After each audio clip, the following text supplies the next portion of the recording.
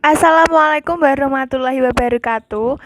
Eh, Perkenalkan, saya Anissa Widianingrum dari kelas 11 IPS 3 absen 5. Di sini saya akan menyampaikan ceramah dalam tugas untuk memenuhi pelajaran bahasa Indonesia. Langsung saja. Assalamualaikum warahmatullahi wabarakatuh. Eh, Selamat pagi untuk Bu Lydia selagi pengampu pelajaran bahasa Indonesia di kelas 11 IPS 3 dan teman-teman yang terkasih.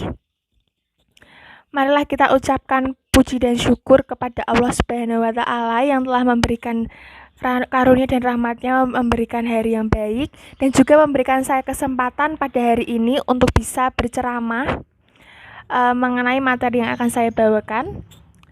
Kali ini saya akan menyampaikan perihal peer pressure di ambang usia fluktuatif. Peer pressure itu apa sih sebenarnya? Mungkin dari kita itu masih cukup asing dengan istilah itu. Peer pressure sendiri artinya itu tekanan teman sebaya, di mana secara sadar ataupun tidak itu sangat berpengaruh terhadap kita, di mana untuk mengambil keputusan dan perihal lainnya. Untuk fluktuatif sendiri itu artinya seperti labil. Jadi peer pressure di ambang usia fluktuatif itu artinya tekanan sebaya di usia yang masih labil. Kira-kira untuk siapa saja sih? Siapa saja yang bisa merasakan peer pressure ini? Siapa saja yang bisa mendapat peer pressure? Itu tidak kenal usia. Bahkan untuk anak-anak yang masih kecil, bahkan yang sudah berumur dewasa, semua bisa merasakan dan bisa mendapatkan peer pressure, atau mungkin bisa saja memberikan peer pressure itu kepada orang lain. Lalu apa saja sih contoh-contoh dari peer pressure itu? Coba kamu ingat-ingat dulu. Apa yang pernah kamu rasakan ketika kamu ada di sebuah tongkrongan atau ada di sebuah organisasi? Apa kamu pernah merasa seperti tertekan? Itu bisa saja bernama peer pressure. Sebenarnya ada banyak sekali contoh dari peer pressure itu sendiri yang secara sadar ataupun tidak itu biasanya sangat berperan penting terhadap apa yang harus kita lakukan, apa yang harus kita bicarakan kepada orang lain, apa yang harus kita ambil untuk memenuhi ini dan itu seperti sama aja kita harus melakukan hal yang sama seperti mereka, yang bertujuan itu seperti agar dapat disenangi oleh teman sebaya kita ataupun orang lain, dimana biasanya ini mereka tuh memberi tekanan kepada kita. Memang cukup signifikan juga ini cara mereka memberi tekanan, entah itu bagaimana caranya itu tujuannya agar dapat disenangi oleh orang lain, agar dapat diterima kehadiran, diterima pendapatnya. Itu biasanya mereka itu yang dinamakan peer pressure itu sendiri. Coba, apa kamu pernah merasakan seperti itu? Melakukan sesuatu yang sebenarnya tidak harus kamu lakukan, tetapi demi untuk bisa mungkin sejajar, untuk bisa mendapatkan perhatian orang lain, agar bisa disenangi, kamu malah harus melakukan sesuatu, tapi di dalam diri kamu itu tuh sebuah tekanan. Jadi kamu melakukan itu bukan karena kamu ingin, tapi karena terpaksa, paksaan. Lalu kira-kira peer pressure sendiri itu penyebabnya dari apa sih? Sebab dari peer pressure itu sendiri. Kalau untuk saya sendiri, sebab dari peer pressure itu ada 3. Yang pertama dari diri sendiri, yang kedua itu dari orang tua, dan ketiga dari lingkungan. Itu bisa saja untuk saya menjadi penyebab dari peer pressure itu sendiri. Jika untuk diri sendiri itu biasanya mengacu pada ketidakpercayaan diri, di mana ada tuntutan dari dalam diri sendiri, mulanya saja seperti standarisasi, mungkin standarisasi kecantikan, standarisasi tren, standarisasi pertemanan. Itu bisa saja menjadi penyebab utama dari adanya peer pressure itu sendiri.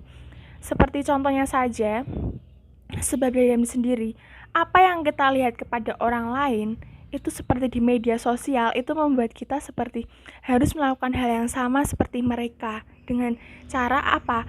Untuk apa sih sebetulnya seperti itu? Biasanya peer pressure itu sendiri ada apa penyebabnya, itu pasti ada dampak positif dan negatifnya. Tapi jika penyebabnya itu memberikan kita tekanan, sudah pasti itu negatif. Lalu yang kedua itu adalah orang tua. Jika orang tua ini bagaimana mereka bisa memberikan suatu peer pressure kepada anaknya, itu seperti tuntutan dari orang tua secara terus-menerus tanpa mereka memperhatikan kemampuan dan batasan anaknya sendiri. Contohnya saja seperti dalam bidang prestasi, orang tua harus menuntut anaknya mendapat nilai baik. Tapi di satu sisi juga orang tua tidak memberikan usaha yang kompetitif kepada anaknya juga. Misalnya seperti membantu dalam pembelajaran, bagaimana caranya supaya bisa dapat berkembang menjadi lebih baik, bukan harus memenuhi tuntutan itu sendiri. Dan biasanya juga tuntutan dari ego itu biasanya memberikan dampak seperti tekanan kepada anak, di mana anak sendiri juga tidak akan suka dan malah semakin tidak akan mendapat kepercayaan diri mereka, apalagi semakin dibanding-bandingkan dengan orang lain. Lalu yang ketiga itu lingkungan. Untuk lingkungan itu sebenarnya cukup luas, seperti mencakup pergaulan dengan teman, mungkin sosial media, lalu ada seperti menjadi kita tidak menjadi diri sendiri, adanya kelabilan pada usia itu biasanya ada di lingkungan. Faktor lingkungan itu bisa jadi penyebab dari adanya peer pressure itu sendiri. Lingkungan itu sama saja seperti faktor-faktor di mana kita itu bisa tumbuh. Nah, jika lingkungan itu tidak memadai atau tidak bisa memberikan subsidinya yang sangat kompetitif yang bisa mendukung kita untuk bisa lebih berkembang, malah semakin itu seperti tekanan, itu bisa dikatakan peer pressure. Nah, sehabis penyebab, kalian bertanya-tanya tidak, apa sih dampak dari peer pressure itu sendiri? Untuk dampak dari peer pressure sendiri itu memiliki dampak yang cukup signifikan. Sebetulnya ada dampak negatif juga dampak positifnya. Tapi di sini tergantung tekanan apa yang diberikan mereka kepada diri kita, diri kalian.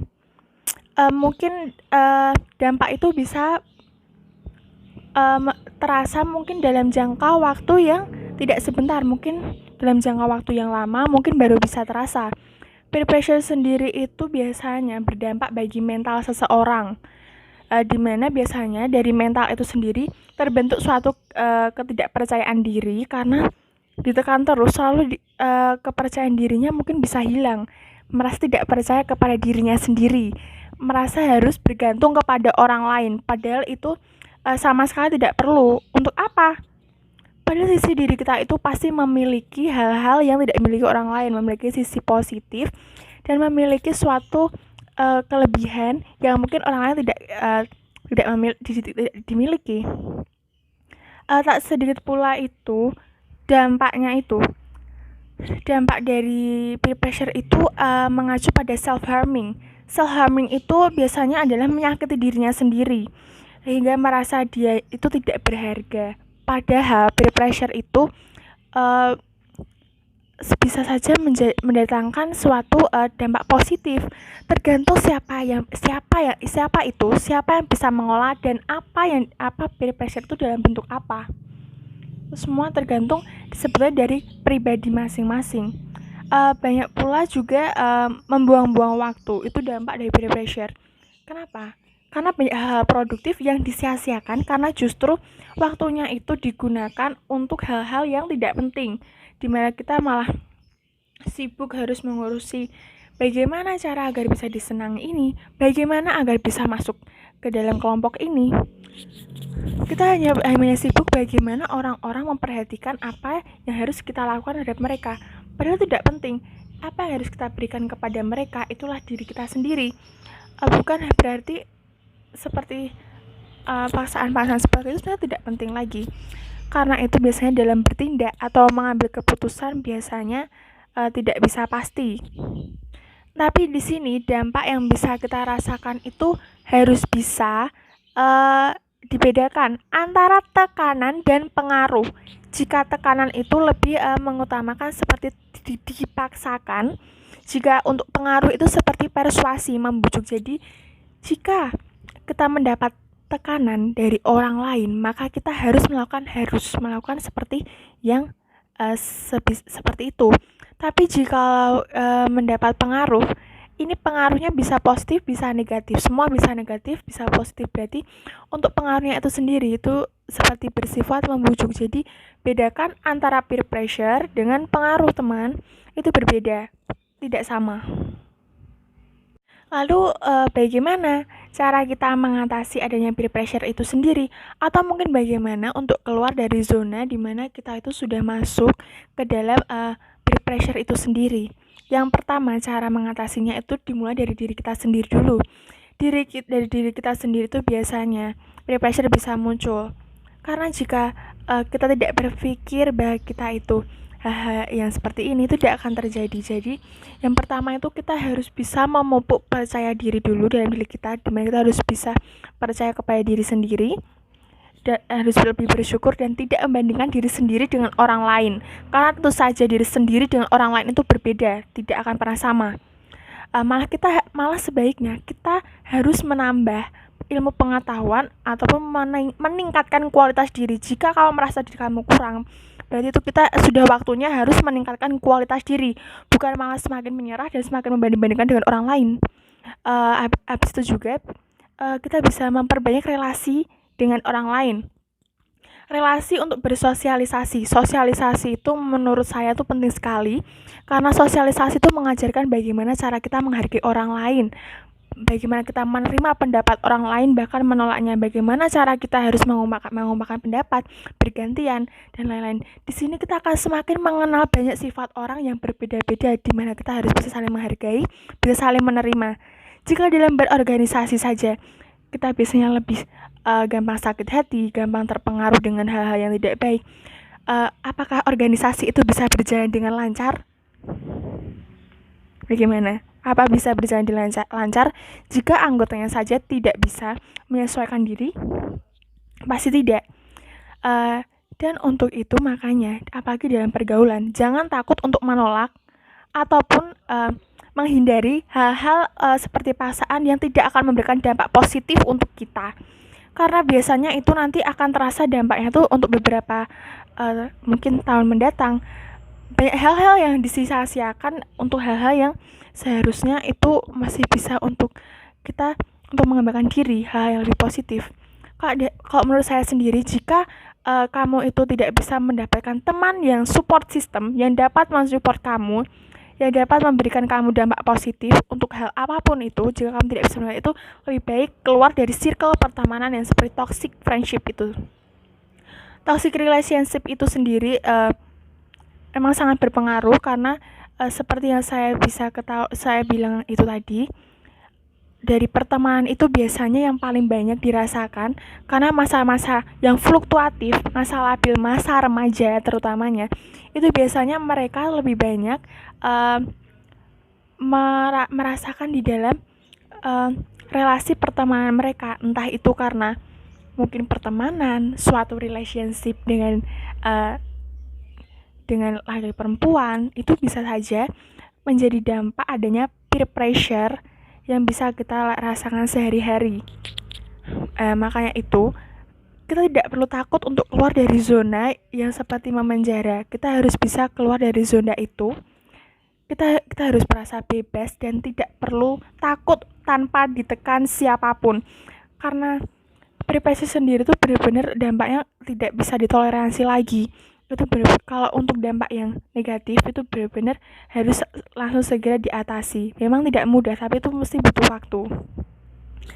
Nah, untuk dari ceramah saya kali ini, maka di akhir ini saya hanya bisa mengatakan bahwa peer pressure itu tekanan teman sebaya yang berbeda dengan pengaruh teman. Pengaruh itu bersifat persuasif, jika tekanan itu berarti seperti dipaksa, dimana kita tuh harus bisa membedakan antara peer pressure yang negatif dan peer pressure yang positif. Kita ambil saja positifnya, tapi jika kamu sudah terlanjur masuk ke dalam peer pressure yang negatif, segeralah untuk segera keluar dari zona itu. Untuk apa kita ada di zona yang malah membuat kita semakin turun, semakin down, mental breakdown itu percuma saja loh. Kita itu adalah generasi Z, makanya dari itu seperti yang saya katakan tadi sebelum-sebelumnya, kita tidak perlu takut untuk merasa bebas tanpa ditekan siapapun.